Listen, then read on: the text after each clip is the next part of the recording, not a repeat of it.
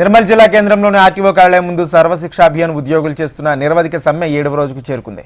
సమ్మెలో భాగంగా కార్యాలయం ముందు గల జాతీయ రహదారిపై చెవిలో పువ్వులు పెట్టుకుని ఉద్యోగులు వినూత్న నిరసన తెలిపారు.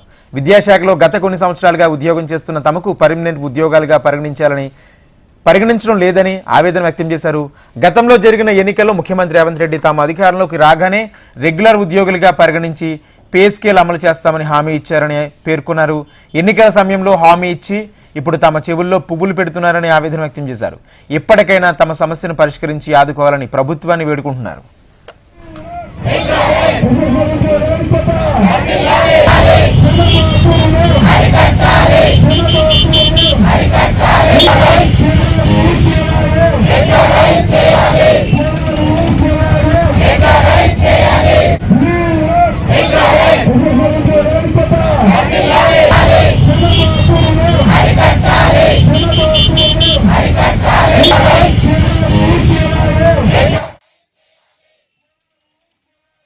గత 7 రోజులుగా నిరవధిక సమ్మె కొనసాగుతూ ఉంది.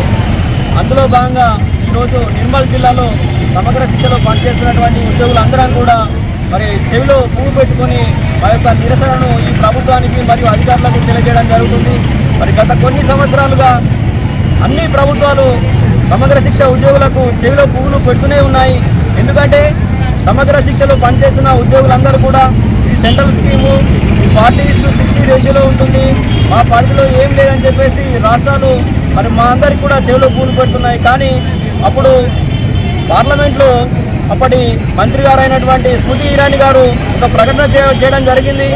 రాష్ట్ర ప్రభుత్వాలు మన సమగ్ర శిక్ష ఉద్యోగులను వారు రెగ్యులరైజ్ చేసుకోవచ్చు, అవసరమైతే జీతాలు కూడా పెంచుకోవచ్చు అని చెప్పేసి వారు చేయడం జరిగింది.